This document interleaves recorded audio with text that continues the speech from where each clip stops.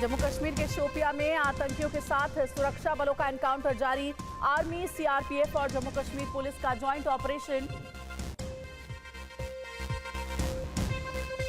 जयपुर में आज से शुरू हो रही है डीजीआईजी कॉन्फ्रेंस। पीएम मोदी लगातार 3 दिनों तक करेंगे शिरकत। आतंकी हमले, लद्दाख में चीनी गतिविधियां और नक्सली हिंसा पर मुख्य फोकस। गृह मंत्री अमित शाह और एनएसए अजीत डोभाल भी होंगे कॉन्फ्रेंस में शामिल। ज्ञानवापी की सर्वे रिपोर्ट देने पर वाराणसी की जिला अदालत आज सुना सकती है फैसला। 18 दिसंबर को सीलबंद लिफाफे में एएसआई ने सर्वे रिपोर्ट अदालत को सौंपी थी। मस्जिद पक्ष ने रिपोर्ट देने पर जताई थी आपत्ति। ज्ञानवापी को लेकर इस्लामिक स्कॉलर मौलाना तौकीर रजा फिर से दिया भड़काऊ बयान। कहा, हमने बाबरी दे दी, ज्ञानवापी नहीं जाने देंगे। बाबरी के लिए हमने सब्र किया, अब हिंदू समाज को हमारे लिए सब्र करना चाहिए। प्रधानमंत्री मोदी का मुरीद हुआ चीन। ग्लोबल टाइम्स ने लिखा, विश्व गुरु की राह पर भारत ग्लोबल पावर बनकर उभरा हिंदुस्तान। 4 साल में की शानदार प्रगति।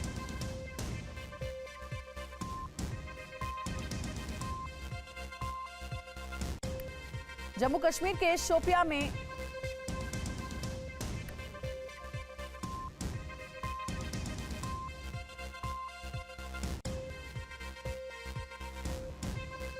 प्राण प्रतिष्ठा से पहले राम मंदिर की नई तस्वीर आई सामने। प्रवेश द्वार पर हनुमान, गज और सिंह की प्रतिमा स्थापित। टीवी9 पर सबसे पहले रामलला की मूर्ति का स्वरूप।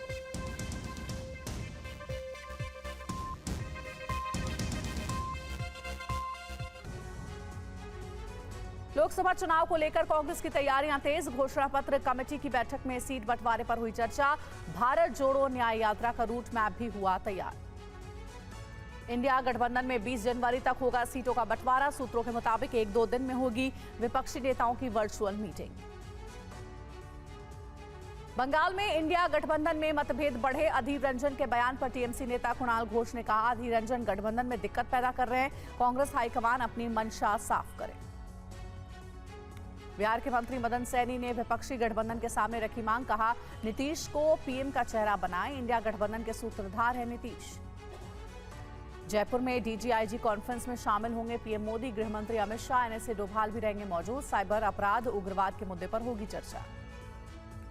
भजनलाल सरकार का बड़ा फैसला। राजस्थान में सीबीआई को जांच के लिए सरकार की परमिशन की जरूरत नहीं। महाराष्ट्र कैबिनेट ने पुरानी पेंशन योजना को दी मंजूरी। 2005 के बाद नौकरी पाने वाले 4000 कर्मचारियों को होगा फायदा। अयोध्या में राम मंदिर के प्रवेश द्वार पर स्थापित हुई गज, सिंह, हनुमान और गरुड़ की मूर्ति। गुलाबी बलुआ पत्थर से बनी है मूर्तियां। ज्ञानवापी की सर्वे रिपोर्ट देने की मांग पर वाराणसी कोर्ट आज सुना सकती है फैसला। मस्जिद पक्ष ने रिपोर्ट देने पर जताई है आपत्ति। मुस्लिम स्कॉलर तौकीर रजा का भड़काऊ बयान। कहा, हमने बाबरी दे दी, ज्ञानवापी नहीं देंगे। बाबरी के लिए सब्र किया, अब हिंदुओं को सब्र करना चाहिए। सूत्रों के मुताबिक तेजस्वी यादव आज ईडी के सामने पेश नहीं होंगे। नौकरी के बदले जमीन मामले में होनी थी पूछताछ। जम्मू कश्मीर के शोपिया में आतंकियों सुरक्षा बलों में मुठभेड़। चोटीगाम इलाके में दोनों तरफ से फायरिंग जारी। डांस शो के दौरान हंगामा कर रहे लोगों पर भड़के महाराष्ट्र सरकार के मंत्री अब्दुल सत्तार। पुलिस को लाठीचार्ज करने को कहा, वीडियो वायरल। दिल्ली में हिजबुल कमांडर जावेद मट्टू गिरफ्तार। पुलिस वालों की हत्या समेत कई वारदातों में था शामिल। पीएम मोदी ने लक्षद्वीप दौरे की तस्वीर शेयर की। लक्षद्वीप में स्नॉर्कलिंग का आनंद लेते दिखे पीएम। यूक्रेनी सेना का रूस पर पलटवार। रूसी सेना के काफिले को यूक्रेनी सेना ने बनाया निशाना। ड्रोन हमले में रूसी टैंक तबाह। डोनेस्क रीजन में रूसी फोर्स का भीषण प्रहार। यूक्रेन के सैन्य ठिकानों पर किया हमला। यूक्रेन को भारी नुकसान। लुहांस्क में यूक्रेनी सेना का रूसी काफिले पर जोरदार हमला। हमले में रूस के कई टैंक तबाह। अवदीवका में रूस का यूक्रेनी ठिकानों पर प्रहार। हमले में यूक्रेन के कई हथियार डिपो तबाह। यूक्रेन ने रूस के बेलगोरोड पर एक बार फिर जबरदस्त मिसाइल हमला किया है। रिहायशी इलाके में हुए इस हमले में कई गाड़ियां तबाह हुई। रूस और यूक्रेन के बीच सैकड़ों युद्ध बंदियों को छोड़ने का समझौता। न्यूयॉर्क टाइम्स के मुताबिक यूएई ने निभाई अहम भूमिका। गाजा के लोगों को अफ्रीका में बसाने के प्रस्ताव का विरोध। सऊदी अरब समेत कई यूरोपीय देशों ने जताया विरोध। जेनिन के अल जलामा गांव में आईडीएफ का हमला। हमास के लड़ाकों को ढूंढ कर मारी इजरायली सेना। इसराइल के लगातार हमलों के बाद नुसीरियत शरणार्थी कैंप छोड़कर जाने को मजबूर हुए लोग, सैकड़ों लोगों ने दूसरी जगह शिफ्ट हुए। फिलिस्तीनी मीडिया का दावा, नुसीरियत कैंप पर इसराइल की सेना ने किया फास्फोरस बॉम्ब से हमला।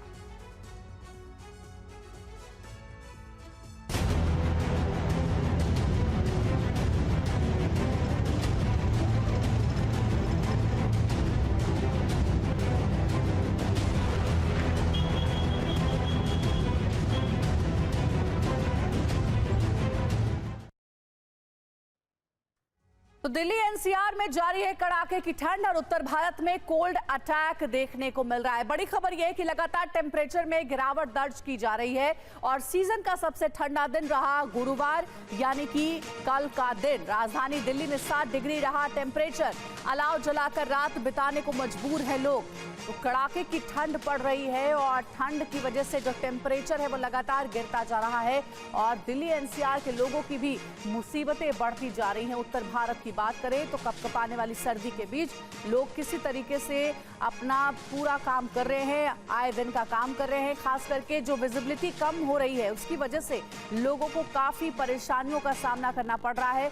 हालात इतने खराब है कि कल ठंडी हवा भी चल रही थी और अलाव जला करके लोग अपनी रात गुजार रहे हैं। तो दिल्ली में कपकपा देने वाली ठंड शुरू हो गई है। कल दिल्ली में सीजन का सबसे ठंडा दिन रहा। कई जगहों पर दिन में शीतलहर की स्थिति रही। दिल्ली के ज्यादातर हिस्सों में कड़ाके की ठंड का असर दिखने लगा है। ठंड के कारण दिल्ली एनसीआर के लोगों को काफी परेशानी हो रही है। दिन का तापमान सामान्य से 7 डिग्री नीचे चला गया। मौसम विभाग ने ऑरेंज अलर्ट जारी कर रखा है। ऑरेंज अलर्ट की ठंड के बीच लोग दिन भर कांपते रहे। मौसम विभाग का कहना है कि तापमान अभी और गिरेगा। 9 जनवरी को बूंदाबांदी की संभावना है, जिसके बाद जबरदस्त शीतलहर और कोहरे का अनुमान है।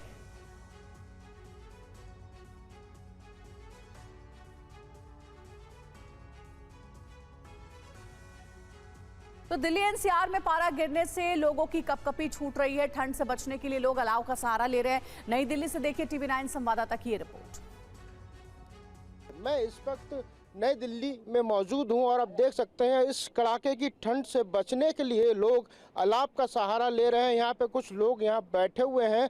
रात का करीब 2:30 बज रहा है और इस वक्त कुछ लोग हैं जो यहाँ अलाव का सहारा ले रहे हैं। आज बहुत ज़्यादा ठंड सर्दी है। अच्छा, तो आप कुछ काम करते हैं? इस समय यहाँ पर मौजूद है, रात का लगभग टाइम हो रहा है। काम करते हैं अपन, बस का काम अपना। अच्छा, इसलिए तो अमूमन इतनी ठंड नहीं है, उससे ज़्यादा ठंड है आज बहुत ज़्यादा सर्दी है। आज बहुत ज़्यादा ठंड है। तो और भी लोग हैं, उनसे हम बात करने की कोशिश करते हैं। यहाँ पर चूंकि ठंड का प्रकोप अधिक है, उससे ठंड से बचने के लिए लोग चाय की चुस्की का आनंद लेते हैं। चाय वाले भाई साहब हमारे साथ हैं। सर, अमूमन कितनी चाय आप बेचते हैं? चाय का सर्दी में कोई लोग नहीं आते, ओला जला आग जला देते हैं तो दूसरे पास चाय बिक जाती है। अच्छा, तो अब आज जैसे ठंड ज़्यादा है तो लोग चाय की डिमांड ज़्यादा बढ़ी होगी। चाय तो मांगते हैं लेकिन पब्लिक ही नहीं है, ठंड से निकलते नहीं। जो निकलते हैं उनको आग चाहिए, नहीं तो इधर उधर चले जाते हैं। बिल्कुल आग चाहिए, क्योंकि ठंड अगर रोकनी है तो कुछ ना कोई उसका साधन करना जरूरी है। ठंड से बचने के लिए लोग अलाव का सहारा ले रहे हैं। आप देख सकते हैं दिल्ली एनसीआर में मौसम विभाग का भी कहना है कि अगले कुछ दिनों तक इसी तरीके की कड़ाके की ठंड रहने वाली है। आगामी 9 जनवरी को बारिश की भी संभावना जताई जा रही है।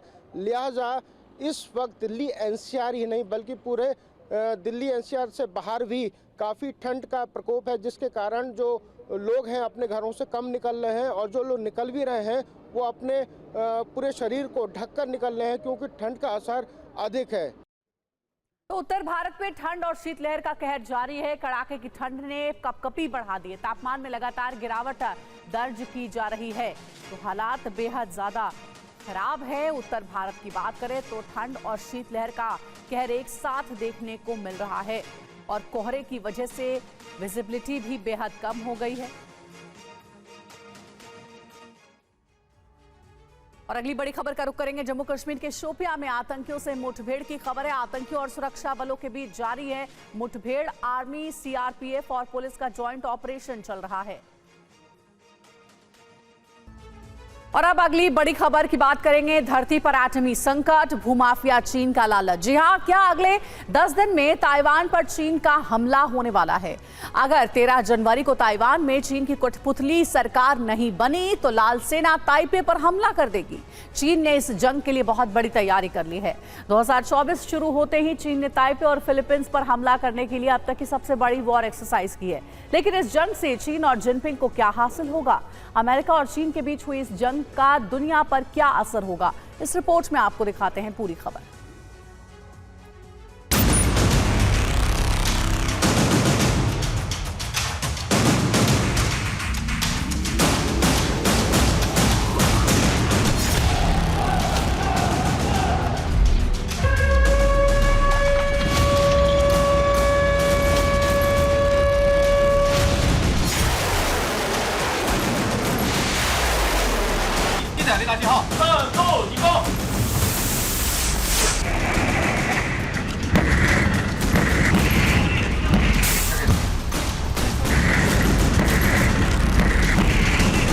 ड्रैगन ने बहुत बड़े युद्ध की तैयारी की है।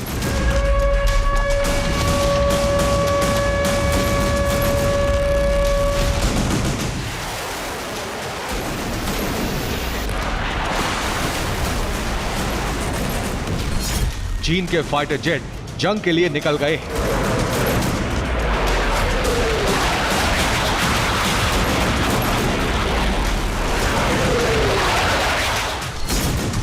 चीन के जंगी जहाज नीले समंदर में गरज रहे हैं।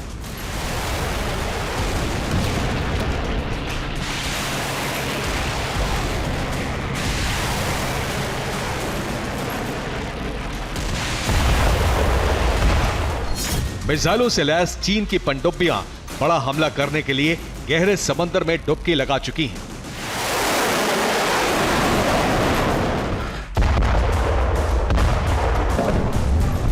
चीन थल, जल और आकाश से बहुत बड़ा युद्ध छिड़ने जा रहा है।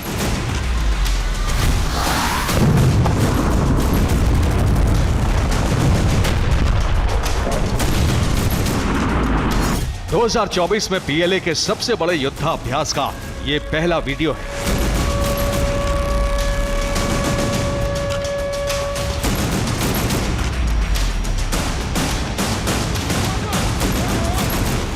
चीन ने ताइवान के बिल्कुल नजदीक ताइवान स्ट्रेट में और फिलीपींस के नजदीक दक्षिण चीन सागर में एक साथ 2 मोर्चों पर जल युद्ध की बड़ी तैयारी की है।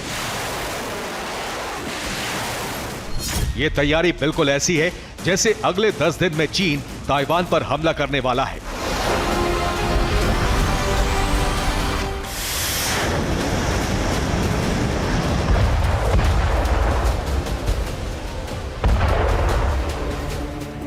क्या अगले 10 दिन में ताइवान पर चीन का हमला होने वाला है?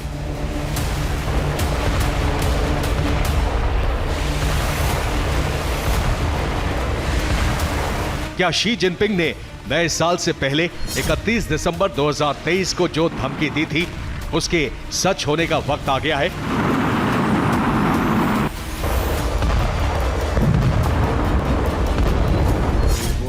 23 मिलियन की आबादी वाला ताइवान निश्चित रूप से चीन के साथ एकीकृत होगा। जरूरी हुआ तो बलपूर्वक इसे फिर से एकीकृत किया जाएगा।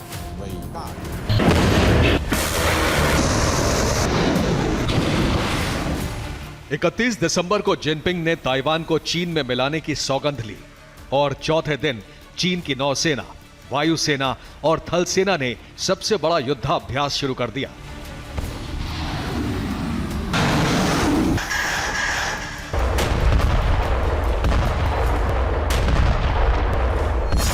पीएलए पहले भी इस तरह के बड़े युद्धाभ्यास करती रही है, लेकिन ये जंगी तैयारी अलग है क्योंकि इस बार ड्रैगन एक साथ 2 मोर्चों पर युद्ध लड़ने की पूरी तैयारी के साथ उतरा है।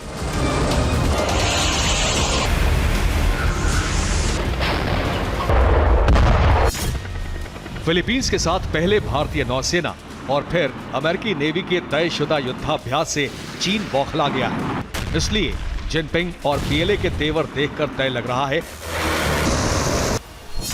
कि ड्रैगन का पहला हमला दक्षिण चीन सागर में फिलीपींस पर होगा। दक्षिण चीन सागर पर युद्ध की चिंगारी भड़कते ही चीन ताइवान पर भी हमला करने से नहीं चूकेगा।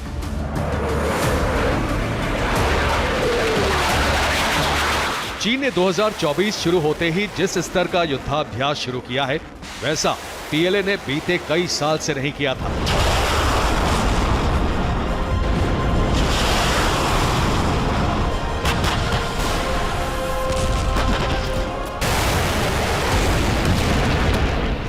अब तक चीन की अलग अलग यूनिट या अलग अलग थिएटर कमांड युद्धाभ्यास करती थी, लेकिन कई साल बाद चीन की सेना की कई कोर यूनिट एकजुट होकर बिल्कुल वास्तविक जंग लड़ने का रिहर्सल कर रही है।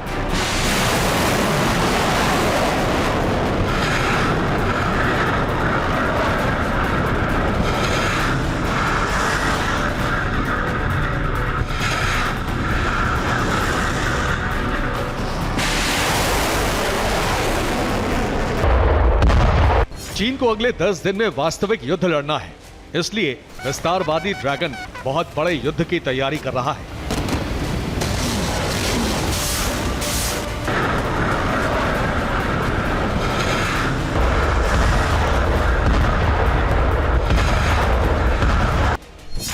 तेरह जनवरी को ताइवान में राष्ट्रपति चुनने के लिए वोटिंग होनी है। शी जिनपिंग कतई नहीं चाहते कि ताइवान में एक बार फिर साई इंग वेन का शासन हो।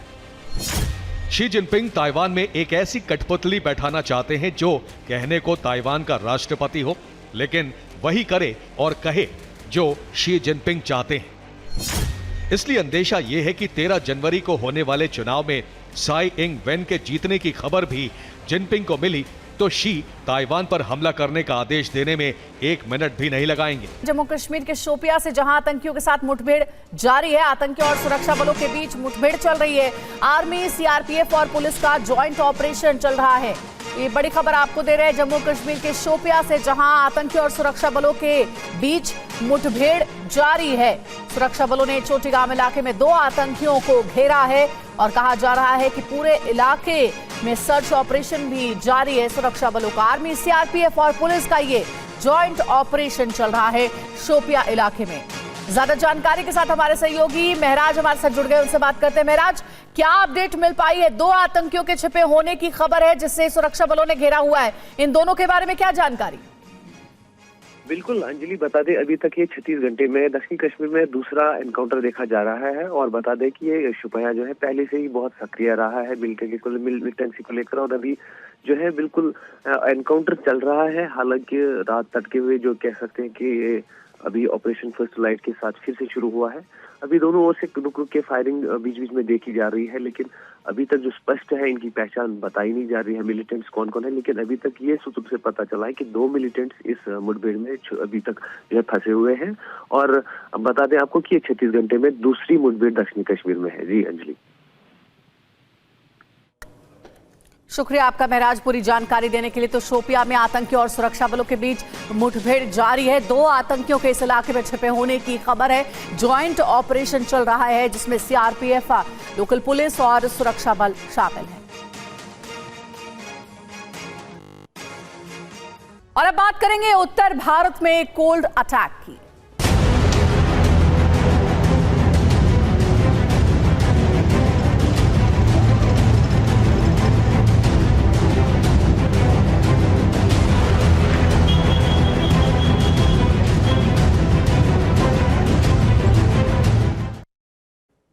तो दिल्ली एनसीआर में जारी है कड़ाके की ठंड। पारे में लगातार गिरावट दर्ज की गई है और टेम्परेचर दिनों दिन गिरता ही जा रहा है। सीजन का सबसे ठंडा दिन रहा कल का दिन, यानी कि गुरुवार का दिन।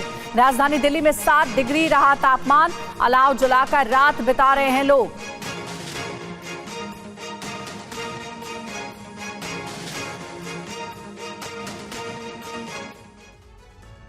वहीं दिल्ली में कपकपा देने वाली ठंड शुरू हो गई है। कल दिल्ली में सीजन का सबसे ठंडा दिन रहा। कई जगहों पर दिन में शीतलहर की स्थिति रही। दिल्ली के ज्यादातर हिस्सों में कड़ाके की ठंड का असर दिखने लगा है। ठंड के कारण दिल्ली एनसीआर के लोगों को काफी परेशानी हो रही है। दिन का तापमान सामान्य से 7 डिग्री नीचे चला गया है। मौसम विभाग ने ऑरेंज अलर्ट जारी कर रखा है। ऑरेंज अलर्ट कि ठंड के बीच लोग दिन भर कांपते रहे। मौसम विभाग का कहना है कि तापमान अभी और गिरेगा। 9 जनवरी को बूंदाबांदी की भी संभावना है, जिसके बाद जबरदस्त शीतलहर और कोहरे का अनुमान है।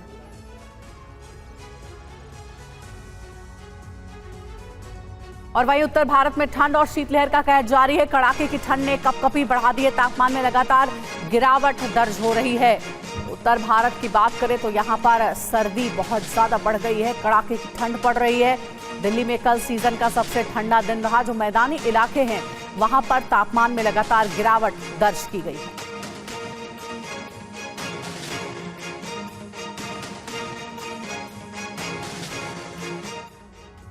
तो वही कश्मीर भीषण ठंड की चपेट में है। लगातार गिरते तापमान के चलते डल झील में बर्फ की परत जमने लगी है। श्रीनगर के अलावा पहलगाम, गुलमर्ग और लद्दाख में भी कड़ाके की ठंड पड़ रही है। अंबाला में घने कोहरे ने रफ्तार पर ब्रेक लगा दिया है और विजिबिलिटी कम होने की वजह से सड़क पर गाड़ियां रेंगती दिखी। कुछ जगह पर लोग ठंड से बचने के लिए अलाव के पास बैठे दिखे। पूरे उत्तर प्रदेश में ठंड का प्रकोप देखने को मिल रहा है। मुरादाबाद में ठंड ने ठिठुरन बढ़ा दी है। कड़ाके की ठंड का कहर राजस्थान में भी देखने को मिल रहा है। ठंडी हवाओं से लोग ठिठुरा गए हैं। कड़ाके की सर्दी की वजह से लोगों का जनजीवन प्रभावित हो रहा है। कोहरे के चलते ट्रेन कुछ घंटे लेट चल रही है और इसके अलावा इसका फ्लाइट पर भी असर देखने को मिल रहा है। शीतलहर से तापमान में गिरावट दर्ज की गई है। पहाड़ों पर बर्फबारी हो रही है। उत्तर भारत में ठंड भारी है। साथ ही साथ अगर जम्मू कश्मीर की बात करें, श्रीनगर की बात करें तो वहां पर इतनी ज्यादा ठंड पड़ रही है कि डल झील पूरी तरीके से जम गई है, बर्फ में तब्दील हो चुकी है। कोहरे की चादर वहां पर देखने को मिल रही है। ठिठुरन भी बढ़ गई है।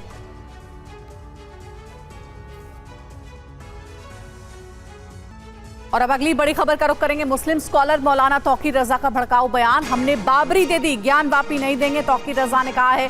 बाबरी के लिए सब्र किया, अब हिंदू सब्र करे। तो तौकीर रजा ने विवादित बयान दिया है और मौलाना तौकीर रजा का ये बयान भड़काऊ माना जा रहा है, जिसमें वो कहते हैं कि हमने बाबरी दे दी, अब ज्ञान वापी नहीं देंगे।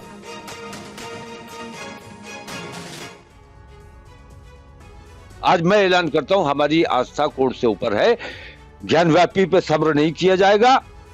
आईएमसी प्रमुख मौलाना तौकीर रजा ने एक बार फिर भड़काऊ बयान दिया है। TV9 भारतवर्ष से एक्सक्लूसिव बात करते हुए उन्होंने कहा है कि हमने बाबरी मस्जिद पर फैसला स्वीकार किया है, उसको हमने हिंदुओं को दे दिया, लेकिन अब ज्ञानवापी जाने नहीं देंगे। रामलला से उनकी मोहब्बतों को देखते हुए हमने कुर्बानी दी कि फितना खत्म होना चाहिए, देश में फसाद खत्म होना चाहिए। आज मैं ऐलान करता हूं, हमारी आस्था कोर्ट से ऊपर है, ज्ञानव्यापी पे सब्र नहीं किया जाएगा, ईदगाह पर सब्र नहीं किया जाएगा। वहीं विपक्ष पर सवाल करते हुए मौलाना तौकीर रजा ने कहा कि इंडिया गठबंधन में मुसलमानों की भागीदारी नहीं है। तौकीर रजा ने मोदी सरकार पर जमकर निशाना साधा। मौलाना ने कहा कि देश का नुकसान जितना इस हुकूमत ने किया है उतना किसी ने नहीं किया। ये आरएसएस के रिमोट पर काम कर रहे हैं। मथुरा और बनारस के ज्ञानवापी विवाद के बाद महाराष्ट्र में मलंगगढ़ दरगाह में मंदिर का दावा किया जा रहा है। महाराष्ट्र के कल्याण की पहाड़ी पर मौजूद मंदिर है, मस्जिद है, इस पर विवाद अब शुरू हो गया है। पूरा देश राममय है, देश में जय श्री राम का उद्घोष हो रहा है, लेकिन महाराष्ट्र में एक दरगाह पर विवाद शुरू हो गया है। दरगाह के मंदिर होने का दावा किया जा रहा है। काशी मथुरा ज्ञानवापी के बाद अब मलंगगढ़ सुर्खियों में है। यहाँ भी दरगाह बनाम मंदिर की जंग शुरू हो गई है।